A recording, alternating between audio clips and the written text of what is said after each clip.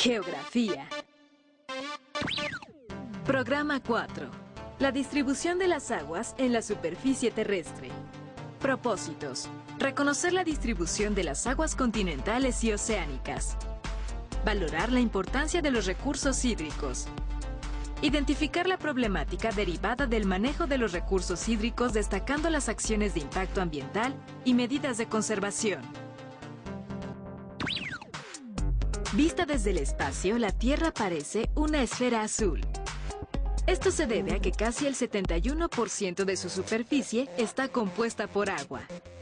A pesar de esto, hoy en día muchos lugares del planeta enfrentan la escasez de este recurso, que es indispensable no solo para el consumo humano, la agricultura y la suficiencia alimentaria, sino también para conservar el equilibrio térmico del planeta y mantener las condiciones atmosféricas, entre muchos otros aspectos. ¿Cuál es la importancia de los recursos hídricos? ¿Qué uso se está haciendo en la actualidad del agua? En este programa vamos a reflexionar sobre estos y otros temas. Conoceremos la distribución de las aguas continentales y oceánicas, la importancia de los recursos hídricos y algunas acciones de impacto ambiental, así como las medidas que podemos tomar para la conservación de este vital líquido. Hay quienes dicen que nuestro planeta debería llamarse agua en vez de tierra.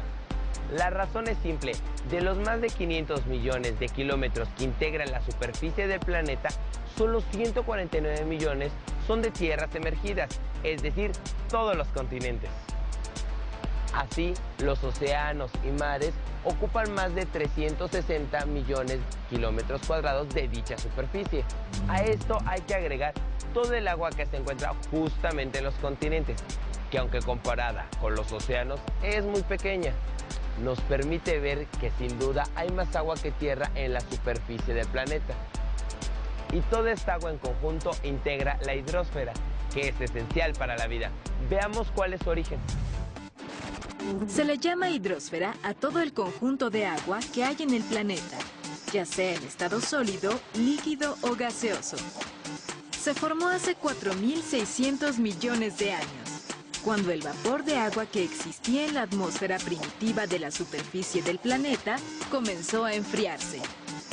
Esto hizo que el vapor se condensara y se precipitara en forma de lluvia, formando océanos, mares, ríos terrestres y subterráneos, glaciares, lagos y lagunas.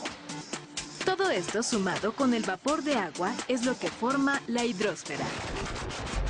Una característica del agua es su potencial para pasar fácilmente de un estado físico a otro por variaciones en la temperatura. Esto ha sido un factor esencial para la reproducción del denominado ciclo del agua o ciclo hidrológico, que se viene repitiendo desde hace millones de años. En su forma más simple, el ciclo hidrológico inicia cuando los rayos del sol llegan a las superficies con agua en estado líquido. El calor que se produce hace que parte del agua se vaporice y quede en estado gaseoso, en el viento. Al llegar a cierta altura, este vapor se enfría y se condensa, es decir, pasa de estado gaseoso a líquido, y por gravedad cae de nuevo a la Tierra en forma de lluvia. A veces, en este proceso, el vapor de agua que está en las alturas se enfría mucho más, y luego de pasar a un estado líquido llega al sólido. Y nos podemos dar cuenta de que tuvo lugar este fenómeno porque la lluvia incluye granizo. La totalidad del agua del planeta pasa por el ciclo hidrológico, que la limpia y purifica, aunque el tiempo que ocupa es diferente en cada caso. Por ejemplo, el agua que está en los canales solo requiere de 2 semanas para pasar por todo el ciclo hidrológico, en tanto que en lagos y presas puede tardar hasta 10 años. Las aguas oceánicas son las que más tiempo requieren, ya que se calcula que tardan hasta 4.000 años en pasar por el ciclo hidrológico. Esto se debe sobre todo a su enorme volumen. En el planeta existen en total 1.386 millones de kilómetros cúbicos de agua, de la cual el 97.5% es oceánica y solo el 2.5% son aguas continentales. Veamos más al respecto. Por su ubicación, el agua del planeta se divide en oceánica y continental. Las aguas oceánicas son las que se encuentran en los mares y en particular en los 5 océanos: Pacífico, Atlántico, Índico, Antártico y Ártico. Rodean por completo a todos los continentes y se caracterizan por su nivel de salinidad. El promedio de sal por cada litro de agua marina es de 3.5 gramos, aunque esto varía, ya que cada mar y océano tiene un diferente grado de salinidad. El agua del Mar Muerto, por ejemplo, contiene tanta sal que prácticamente nadie se puede hundir en ese lugar. Esto se debe en gran parte a que junto con la temperatura, la cantidad de sales determina la densidad del agua. Otra característica de las aguas oceánicas es su color, que en general se caracteriza por una tonalidad azul debido a la reflexión de los rayos solares. Esta luz suele llegar hasta medio kilómetro abajo. Sin embargo, como la profundidad promedio de los océanos es de casi 4 kilómetros, en el fondo reina la absoluta oscuridad. Además de influir en el color, el sol también incide en la temperatura de las aguas oceánicas, ya que como los rayos solares llegan de manera perpendicular, los mares y océanos cercanos a los polos presentan temperaturas más bajas que los que se encuentran próximos al ecuador. En promedio, la temperatura de las aguas oceánicas es de 3.8 grados centígrados, pero desciende a mayor profundidad. Por otra parte, el constante ascenso y descenso del aire y su contacto con estas aguas también propicia cambios de temperatura y genera la regulación térmica en la atmósfera. En general, el agua de los mares y océanos ha sido poco utilizada por el ser humano, a pesar de que existe en abundancia. Últimamente se busca aprovecharla para producir electricidad, incluso existen plantas para desalinizarla y hacerla potable. Pero hasta ahora prácticamente las aguas continentales son las que se usan para todo.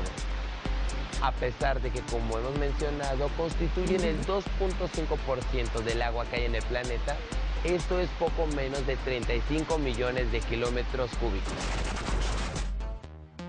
Como su nombre lo dice, las aguas continentales son los cuerpos de agua dulce que se encuentran en los continentes. Estos cuerpos de agua, capaces de modelar en parte el paisaje en que se encuentran, son producto de los fenómenos que se producen durante el ciclo hidrológico y de la interrelación que se va estableciendo entre ellos. Entre las aguas continentales se encuentran los ríos, lagos, aguas subterráneas y glaciares. Los ríos se caracterizan por tener una corriente continua de agua que corre a través de un cauce que llega a desembocar en el mar. Pueden ser permanentes o temporales. Los ríos temporales son aquellos que llegan a tener fases secas. En contraste, los permanentes se mantienen todo el tiempo, aunque su caudal suele aumentar o disminuir conforme las lluvias y el uso de sus aguas. Independientemente de su carácter, los ríos dejan huella de su paso. Muestra de ello son, por ejemplo, los cañones o gargantas, las cascadas, los meandros y las terrazas fluviales, entre otros. Otra fuente de agua continental son los lagos, que son hundimientos o depresiones del terreno, en donde se acumula el vital líquido sin llegar a tener contacto con el mar.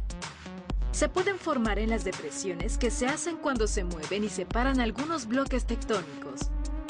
También se encuentran en los cráteres volcánicos y en cuencas que se hicieron por antiguos glaciares. En todos los casos, modifican el paisaje.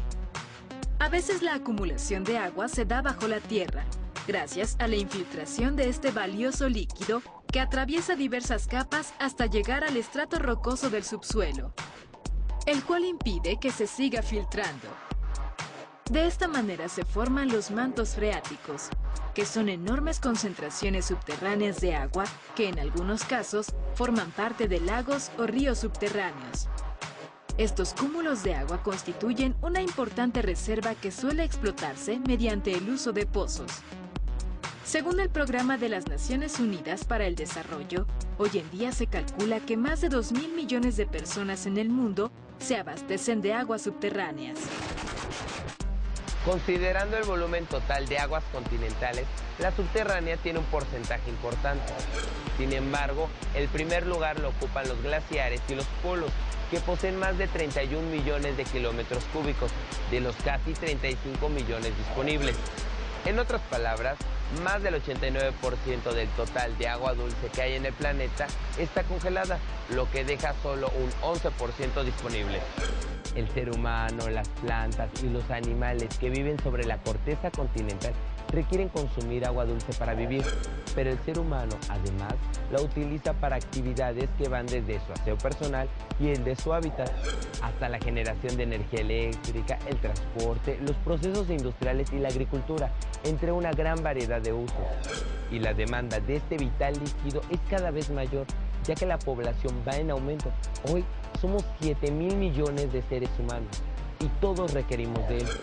Y por sorprendente que parezca, en vez de cuidar cada vez más estos recursos, el ser humano está acabando con ellos.